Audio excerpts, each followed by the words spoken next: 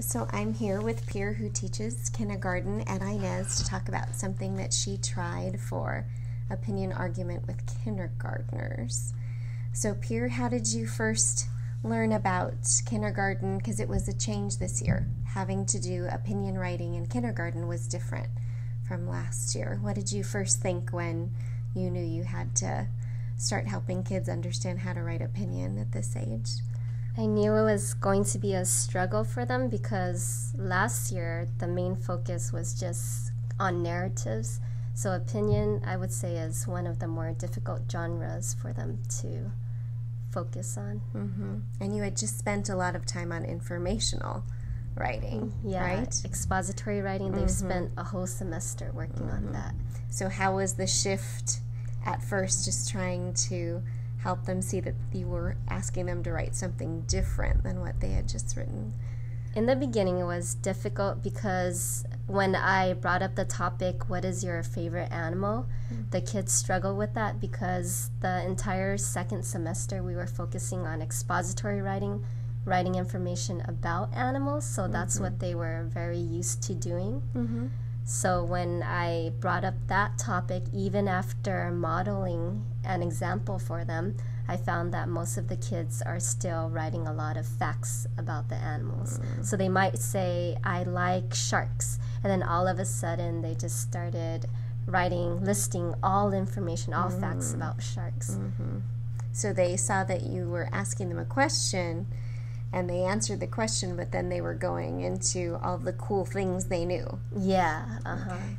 So what did you do to kind of help them see the difference and help them understand better? What I did was create a double bubble map comparing and contrasting the similarities and differences between an expository piece and an opinion piece. Okay. So let me show you the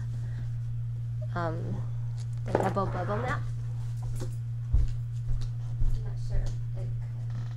Oh, we can lift this up. You'd be surprised at how much we can show with this. Would it work or? Yeah. I can even stand it up for a second. Okay. So was this something you had kind of done before everybody was together? We'll get a better view of it. There we go. Did you kind of present this to them, or you together? We did it together. We created it together. So basically, I color coded it so it was easier for students to see the differences and similarities between expository and opinion writing. So I told them that if you notice, red stands for expository, so all of these are the things that are different about expository. An opinion is one thing, so all the blue falls under opinion. And if you were to mix red and blue together, they would make purple, so these are the things that they share together. So that visual kind of really helped them get a clearer picture of the differences and similarities between the two. Very nice. Okay. So you found a way to kind of make it more understandable, opinion and argument, and then how did they actually start writing their Well, with a lot of pieces? Modeling and think alouds, I still had to guide them a lot, but the students slowly grasped the concept in the beginning, and after more practice, they were able to get it. They were able to succeed in opinion writing. Okay, so I see you have a sample that you did kind of with them at first. Yes, there was one that I did where it was my favorite season, so I used different graphic organizers. For this one, we used the cluster web. Okay. So after reading books about different seasons, I asked the students what their favorite season was and list reasons why. So I showed a sample and I put that my favorite season was spring. My reasons were because that's when butterflies come out of their chrysalis, that's when flowers begin to bloom, and you get to stay outdoors the weather is very nice and people get to fly kites. Those are some of the reasons why I like the season spring. And after listing just even words or phrases, then we could generate sentences to write the piece.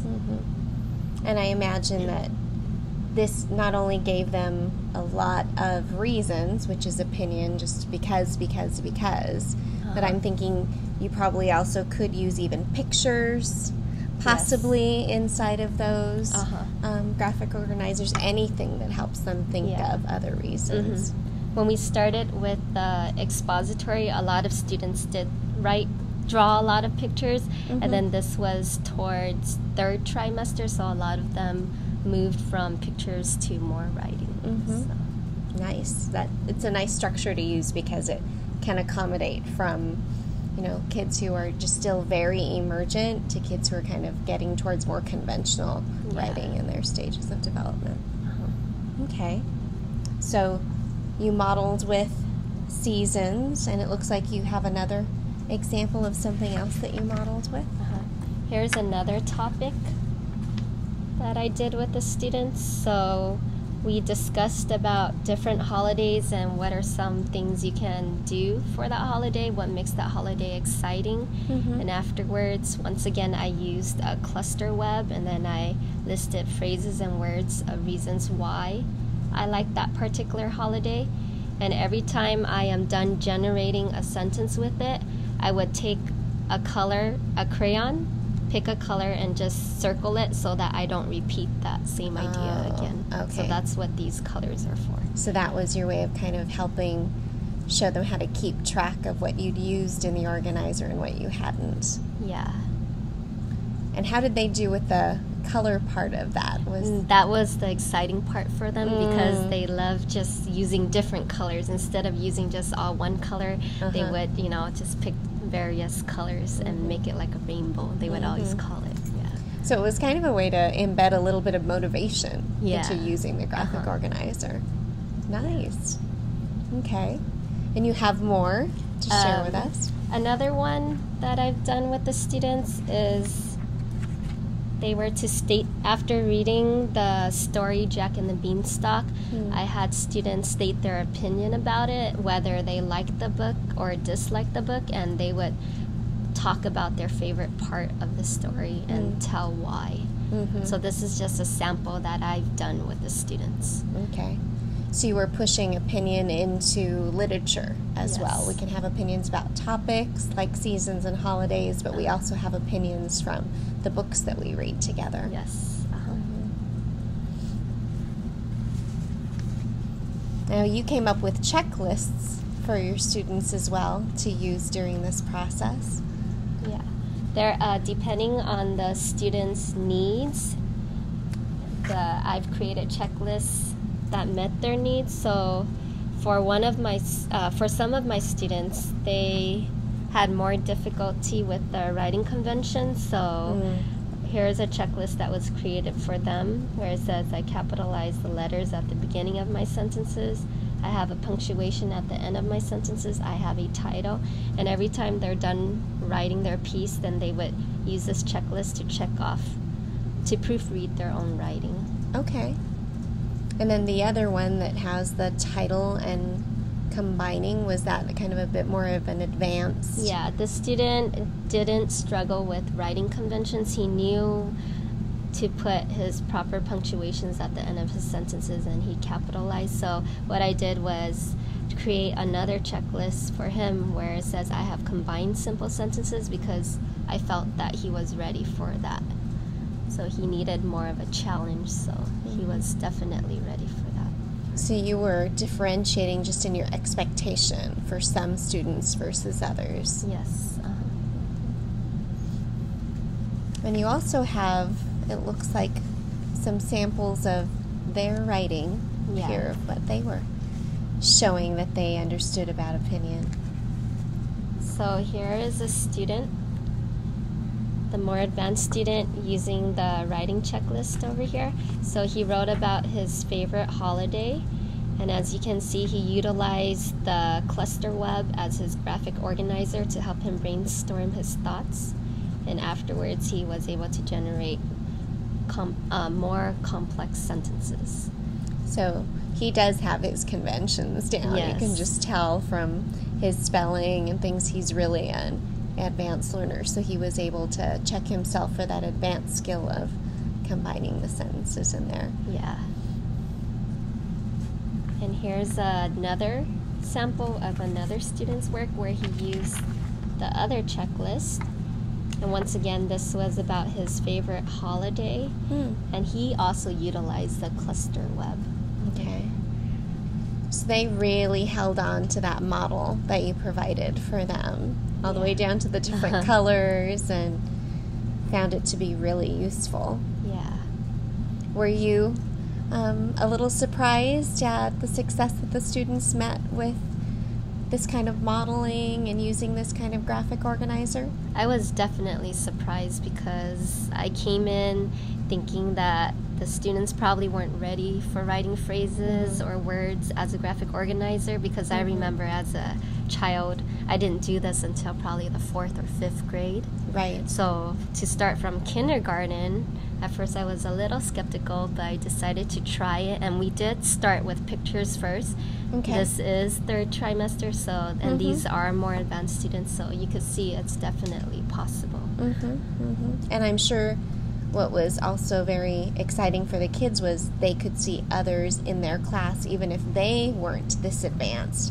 There were examples of kids in the class who showed, the rest of them kind of an exemplar of what they could kind of hope to shoot for. Yeah, definitely. And it looks like you provided them with a bit of a support during writing time. I see that chunk chart that you have over there. Can you tell us about how you used this? For this one, I provided this for the more advanced writers, and basically this helps them with their beginning sounds or blends, digraphs, or the onsets and rhymes. So for example, let's say they wanted to spell a word, the park. Maybe they didn't know how to spell park, but they know that this is a car, and they know that the R, in order to spell park R, the AR makes that sound. So they could utilize this chunk chart to help with their spelling. So you were giving them kind of a reference tool for onsets and rhymes, and did you have to do a lot of teaching into this peer to show them how to use it? And yeah, I provided the students with a mini lesson, just a small group of those who were ready to utilize this chunk chart. So this was another way that you differentiated for the kids who were ready for this kind of phonics work in what they were doing. Okay.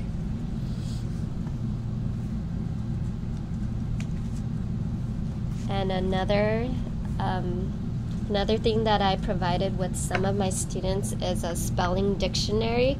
So basically, anytime they were to spell something and they noticed that it didn't look right on their paper, I would tell them to underline it, or as they're reading it to me, maybe point to the word and let me know that they noticed it isn't spelled correctly, and I would write it correctly on top of it.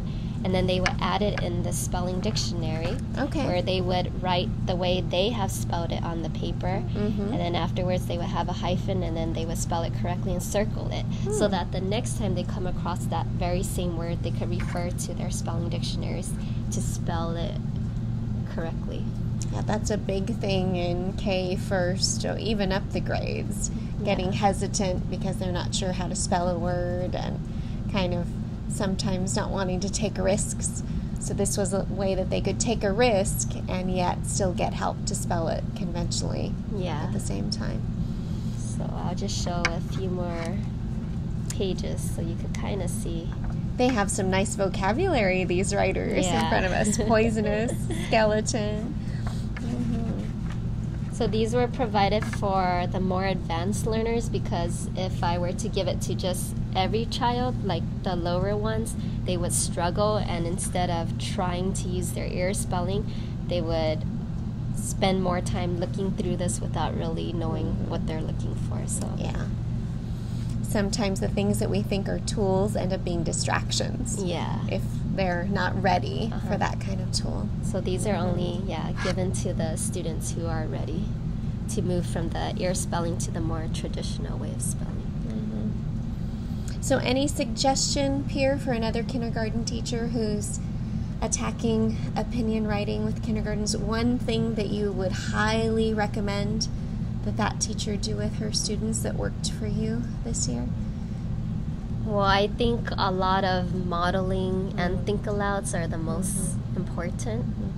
And if you do see that they do struggle, then find ways to, just like what I did with that double bubble map, show them the differences to guide them and leave it up as a reminder so they know. So that double bubble wasn't a part of your original plan. Yeah, but until when you saw... I noticed, they were struggling then. So a lot of modeling think alouds, and make sure you provide them with a lot of practice. And anything that you think you're going to change in the unit when you do it next year? I know we're always thinking about how to add on or things we would modify. I think I would add more graphic organizers, possibly, and maybe start it even earlier next year. Okay. Yeah. When you say more, are there certain ones you already have in mind? I know your school has done thinking maps. Yeah, so already. I was planning to incorporate more thinking maps as the graphic organizers. And I liked the rainbow part, the different colors, because I could see how this age group would get really excited about being able to circle those phrases or words in different colors. It's any little tool that we can find to help motivate them, I think is a nice find. Yeah, and anything that's different from just their traditional, just drawing a picture, you know, if you introduce just any type of graphic organizer, even when I showed them the circle map, they got excited, and when I showed them that double bubble map, they also got excited with that too. So just anything that's a little different to them, they would get excited. Crayons and writing, colored pencils, anything like that. Yeah. Well, thank you very much for your time. Thank you for sharing with us. Thank you.